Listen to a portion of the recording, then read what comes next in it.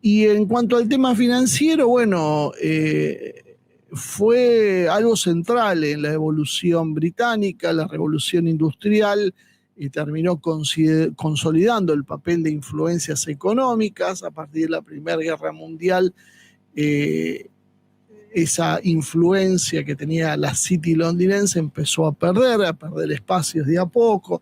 La Reserva Federal le trajo un equivalente que antes no existía y que empezó a traccionar capitales para Estados Unidos, y el resto de la emergencia de otros países empezó a cuestionar esto. Pese a todo, Londres sigue siendo, según el centro financiero, el índice de centros financieros globales en el año 2022, era el segundo centro financiero global detrás de Nueva York, para que veamos que todavía siguen conservando muchas de sus antiguos laureles. El Banco de Inglaterra y la Bolsa de Londres son ejemplos de todavía instituciones que siguen siendo pesos pesados de las finanzas internacionales. Pero bueno, con la idea del Brexit, como decíamos, la cosa se complicó un poco. Londres lo que ha demostrado en los últimos siglos, que a diferencia del Imperio Español, que básicamente se derrumbó en menos tiempo y con mayor fiereza, Londres ha tenido más capacidad de adaptación y resistencia, ¿no? Y sigue mostrándose de alguna manera como parte, un pilar importante de los medios financieros internacionales, ¿no? Sigue siendo, cuando uno habla de las finanzas internacionales, sigue considerando a Londres como un eje. Esto sin hablar después de su influencia dentro de la masonería y dentro de otra visión, por decir un poco más underground, que permite ver ramificaciones de la influencia británica no tan explícitas como las que estoy mencionando. Y el otro problema que tiene el Reino Unido, el más grave, o uno de los más graves, y que tiene que ver con la charla de hoy, es el desastre militar que están sufriendo. Tengo algunos datos para tener en cuenta y saber más o menos de qué se trata. En los años 80, cuando se produjo la Guerra de las Malvinas, las fuerzas británicas tenían un ejército de más de 300.000 efectivos regulares. Hoy ese ejército es apenas de 145.000 y hay planes de reducción para seguir achicándolo. Vamos a ver qué pasa ahora con este intento de ir a una guerra con Rusia. Uno imagina que van a trabajar en ese sentido. Pero básicamente tiene la mitad de efectivos de lo que tenía hace 40 años atrás. Y esto es lo que vamos a hablar el 2 de abril. El Reino Unido que Argentina enfrentó no es el Reino Unido actual.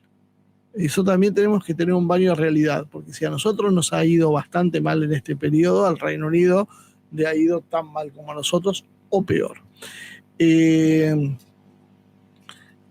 en otras cuestiones que podemos ver, ¿saben cuántos tanques hay, por ejemplo? El Challenger 2, que lo mostraban con Game Changer en Ucrania y que los rusos los destrozaron, los pocos que llegaron, tiene 148 unidades operativas. Es todo lo que tienen, 148, y la mayoría o muchos no modernizados todavía. Su flota aérea de cazas es de 120 cazas operativos, entre los Typhoon y los F-35B. La Royal Navy, que en su momento era la reina de los mares, hoy tiene apenas 2 portaaviones, 6 destructores tipo 45 y 12 fragatas tipo 23 activas.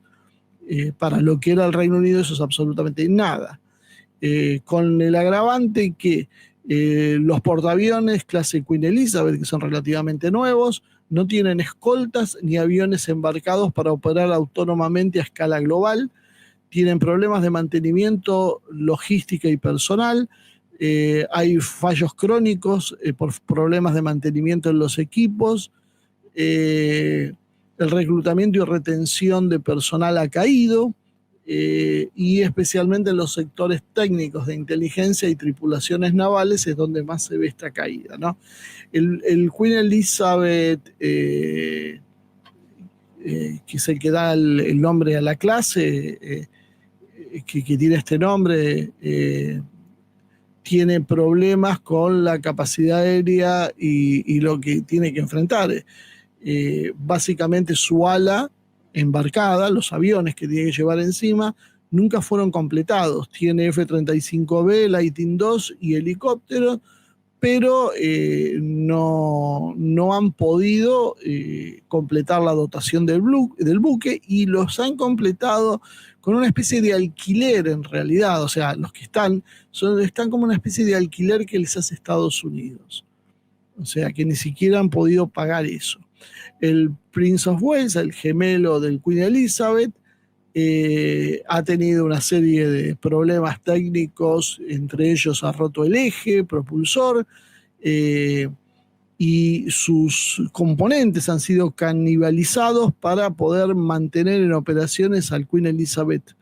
Así que imagínense cuál es la situación. Tienen 2 portaaviones, los cuales uno lo usan de repuesto para el otro. Los destructores tipo 45 tienen problemas en las plantas motrices, tienen fallos en sus sistemas de propulsión. Esto tiene que ver con los defectos de fabricación en la tubería de gas WR21 y en los intercambiadores de calor asociados, lo que ha provocado pérdidas de potencia y fallos eléctricos en condiciones de alta temperatura. De hecho, en el Mar Negro, cuando empezó el conflicto con Rusia, tuvieron que remolcar a algunos porque, bueno, básicamente no había funcionado. Para eso tuvieron que generar el proyecto de mejora de potencia, PIP, que incluye la instalación de generadores diésel adicionales y la modificación del sistema eléctrico de los buques. Fíjense el error de diseño que ha habido acá.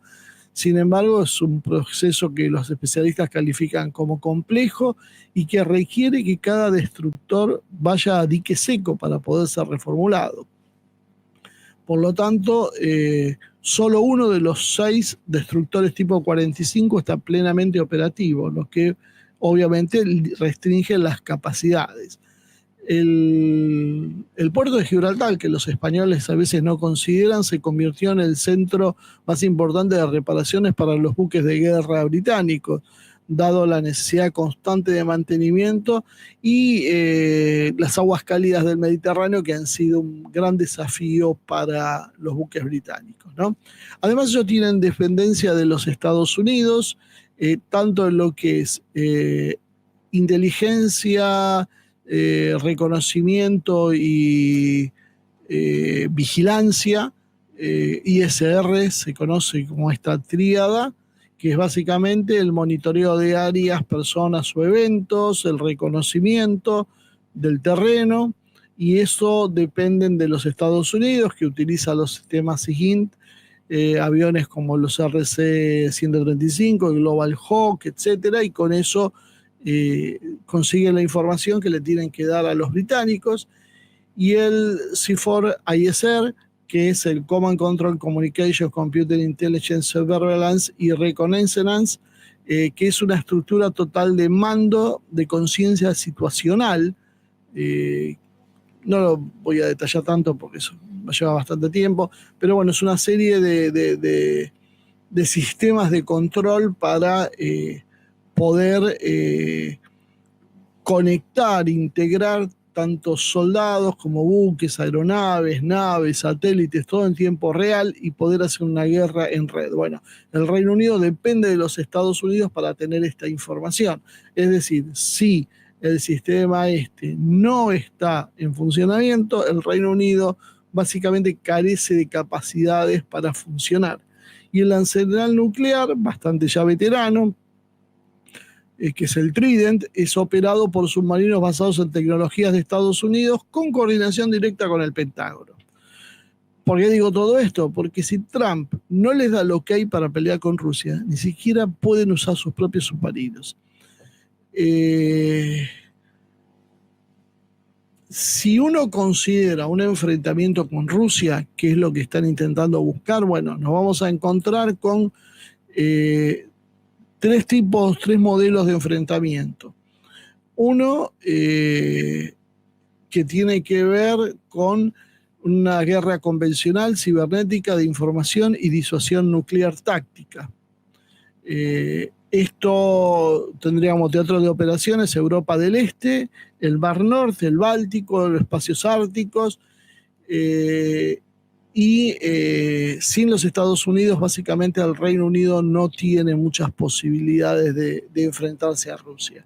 Para tener una idea rapidita, el Reino Unido, 147.000 soldados en activos, Rusia ya supera el 1.000.000. Los blindados, 150 Challenger activos, Rusia supera los 12.000 blindados entre los T-72, T-80, T-90 y los Armata.